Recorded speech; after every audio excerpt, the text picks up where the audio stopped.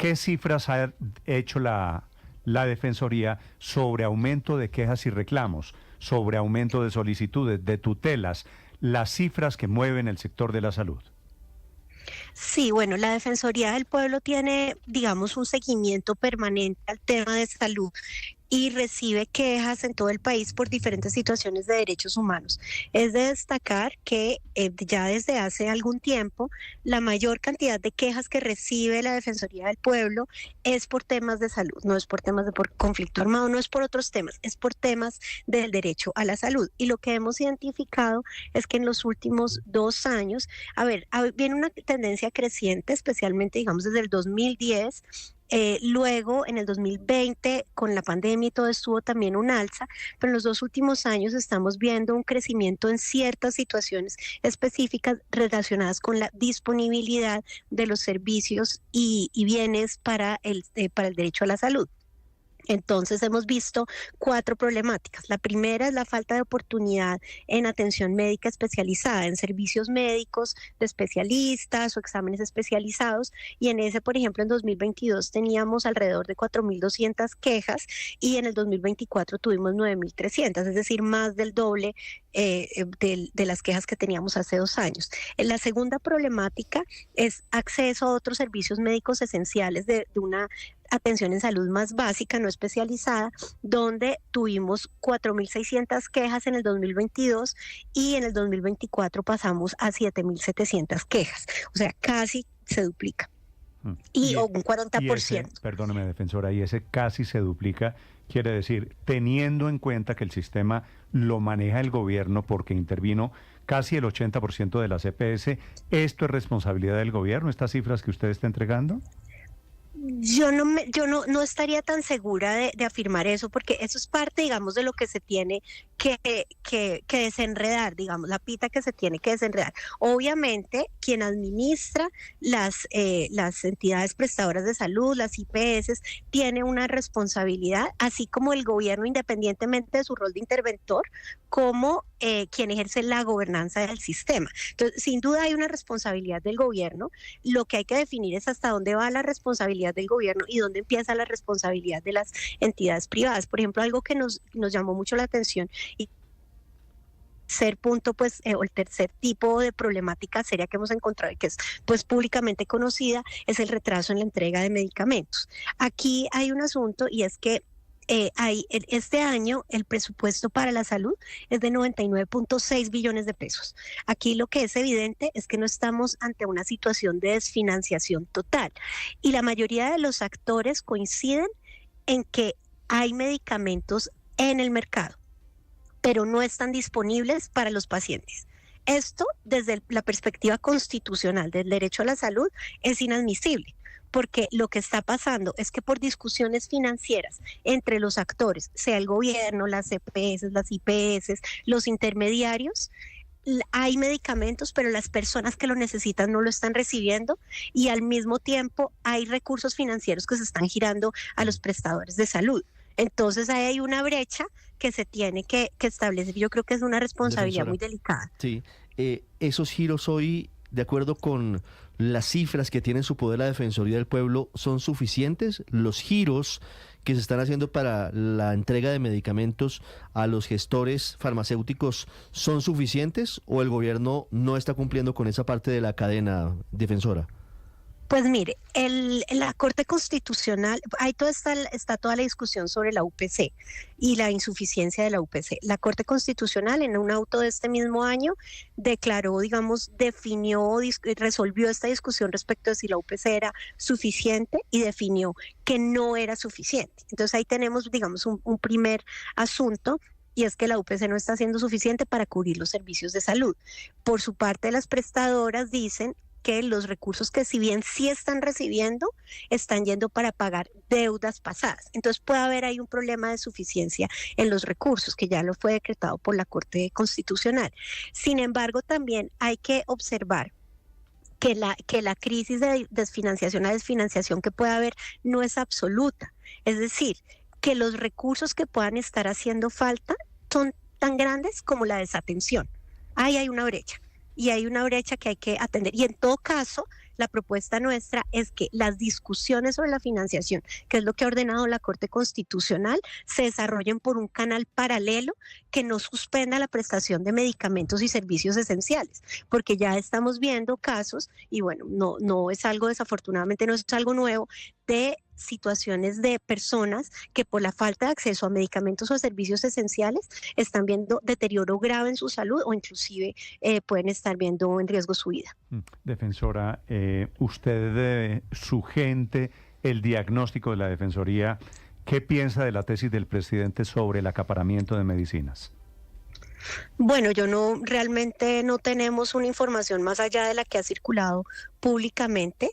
Lo que yo sí haría, digamos, énfasis de nuevo es en el tema de que hay recursos que se están girando a las prestadoras, inclusive a las farmacéuticas, que son insuficientes, es probable, pero que esa insuficiencia no debería estar llevando a una crisis de disponibilidad de medicamentos tan fuerte que está afectando el derecho a la salud. Es decir, lo que en todo caso es inadmisible es que la gente no reciba los medicamentos mientras que se da esa discusión. Sí, sobre todo que todo el mundo sabe, es decir, no estamos como, es que en África no hay agua, entonces la gente se muere de sed. No, hay agua, no se está poniendo disponible. Eso es inadmisible. Pero si no pagan, Claro, pero no se está poniendo disponible, es pues porque no se compra. Si hay droguería y la gente no tiene acceso a las droguerías, pues es porque no tiene plata para comprarlas. El gobierno no tiene la responsabilidad aquí. Es decir, ¿usted ve en lo de Audifarma acaparamiento? Yo no sé, yo no me voy a referir específicamente a lo de Audifarma porque no es un caso que tengamos documentado específicamente en la Defensoría del Pueblo. Lo que estoy haciendo énfasis es que hay flujo de recursos hacia las instituciones privadas de prestación de servicios y que aunque pueda haber un problema de desfinanciación, que no esté cubriendo la totalidad de lo que se necesita, eso no debería llevar a que los pacientes no tengan el acceso. Es decir, hay el derecho fundamental a la salud implica que tanto el gobierno como regulador del sistema, como las entidades privadas que participan, deben resolver esos problemas de financiación sin poner en riesgo la disponibilidad de medicamentos. Entonces, si los medicamentos están en bodegas, eso es inadmisible, eso se tiene que resolver. Nuestra propuesta al gobierno es hacer puestos de mando unificados en salud en las regiones más afectadas para resolver este tipo de situaciones, de manera que la discusión financiera no ponga en riesgo la disponibilidad de los servicios. Claro, pero si le entiendo bien, defensora, así el gobierno no pague por los medicamentos, ¿la Defensoría considera que las gestoras tienen que entregar los medicamentos a los pacientes? Esa es una regla del sistema, digamos, de los derechos fundamentales, pero además, si esa fuera la situación, sería un escenario distinto. Hoy en día hay flujo de recursos desde el sistema de salud a las prestadoras. Pero son insuficientes. Sí, lo que ellos son insuficientes, pero también le estoy diciendo que la insuficiencia de la discusión en torno a la insuficiencia, que es algo que está discutiendo una mesa ordenada por la Corte Constitucional, en todo caso no es tan grande como la insuficiencia en la disponibilidad de los servicios. Pero no es lo que pasa, defensora, con la comida en Colombia. Es decir, que hay gente que necesita comida para subsistir, creo que todos estamos de acuerdo en eso, ¿cierto? Sí, claro. Y entonces uno va a una plaza de mercado y dice, ¿están acaparando la papa porque hay en las plazas de mercado comida? Sí, es decir, lo que estoy diciendo es que el sistema, tanto el gobierno como regulador y encargado de la gobernanza del sistema, como los intermediarios y las instituciones privadas deben resolver ese tema, porque hay flujo de recursos en el sistema. Que haya deudas pendientes no quiere decir no hay una cesación total de pagos. Hay un recurso, hay 99.6 billones de pesos disponibles para la salud este año. Y la insuficiencia, la discusión en torno a la insuficiencia gira en torno al 10%. Dependiendo de si usted mira el Banco de la República o el uno o el otro que dice otra cosa, digamos que sea en 10%, pero la carencia de servicios es mayor al 10%. Entonces el argumento de la desfinanciación se tiene que resolver de todas maneras por otro lado, porque no estamos en un punto en el que realmente no haya recursos para la salud.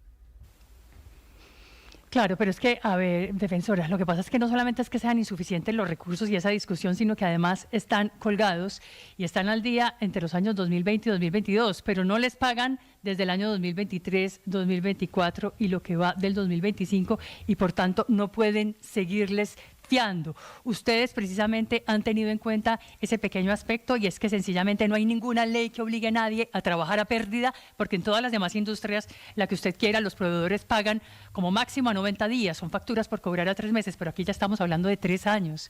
Defensora. Sí, esa es la razón por la que es necesario revisar la estructuración del sistema, porque el sistema como está generando esta crisis en la que, digamos, los privados están invocando razones de desfinanciación pasada para no prestar los servicios hoy en día.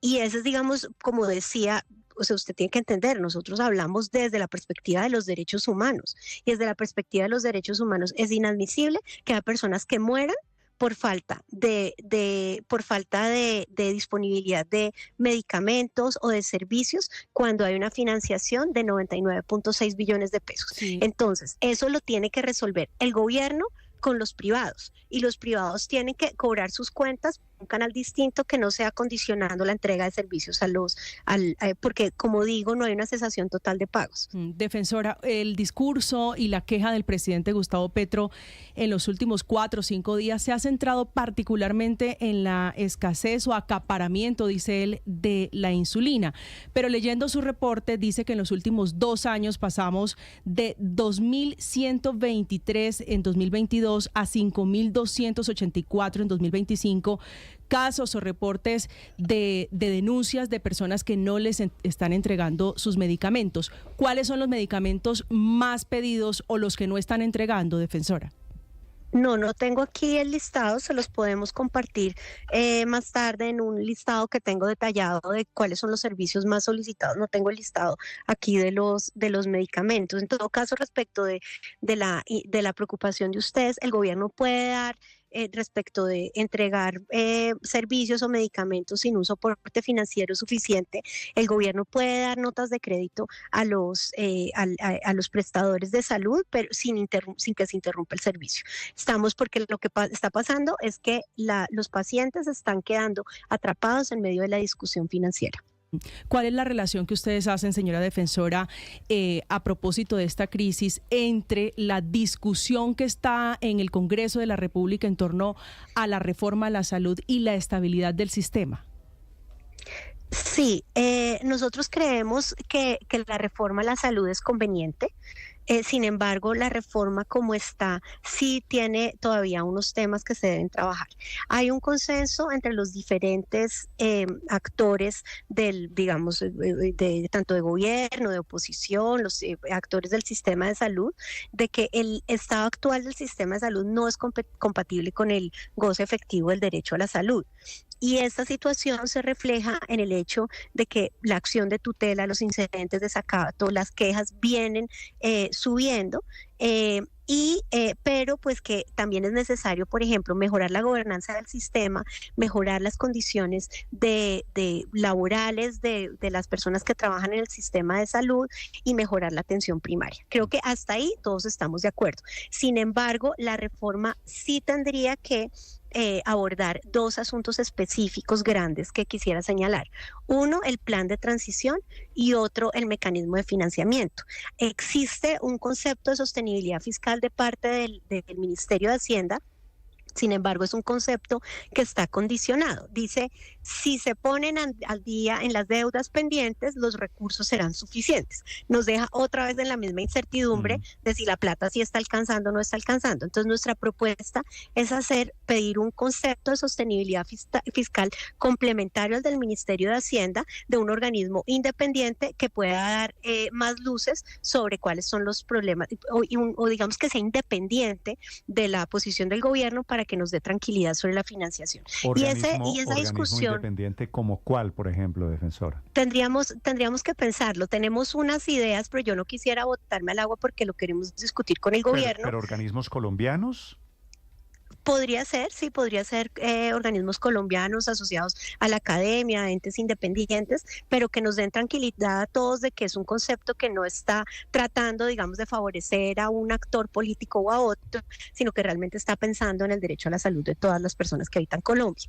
Y el otro tema central es el de la transición. Aquí no podemos improvisar y hay un principio del derecho a la salud que es la progresividad y no regresividad. Eso quiere decir que aunque el sistema tenga los problemas que hoy estamos viendo, tiene también unas conquistas históricas. Entonces no podemos poner en riesgo lo que se ha alcanzado hasta el momento. Cualquier reforma debe mantener lo adquirido y ampliarlo, no desmejorarlo. Entonces, para eso es muy importante una transición que fije realmente condiciones, por ejemplo, cuál va a ser la capacidad de la ADRES para hacer todos los pagos del sistema. Eso implica un estudio de capacidad de la ADRES, de cuántas personas necesita, los pagos, y si eso tiene que tomar unos tiempos digamos, de un par de años o lo que sea para la reforma, pues se hace, pero con unos estudios que indiquen cuáles son las capacidades institucionales necesarias, cuáles son los recursos necesarios, cuáles son las metas del sistema, y tomarlo con calma y con organismos independientes que nos den a todos y todas la tranquilidad de que se va a hacer de manera seria y sopesada. Con esas condiciones, creemos que la reforma, como está planteada, fortaleciendo el sistema de atención primaria y con varias reformas que allí se plantean, puede ser positiva, pero hay que ser muy cautelosos. Es la defensora del pueblo hablando de un concepto extraordinario esta mañana sobre el sistema de salud en Colombia, sobre la reforma a la salud, sobre medicamentos, sobre las quejas de los pacientes y sobre los recursos insuficientes. Defensora Marín, gracias por acompañarnos. Le deseo feliz día. Bueno, muchas gracias a ustedes por la invitación. Iris Marín, en momentos de crisis, de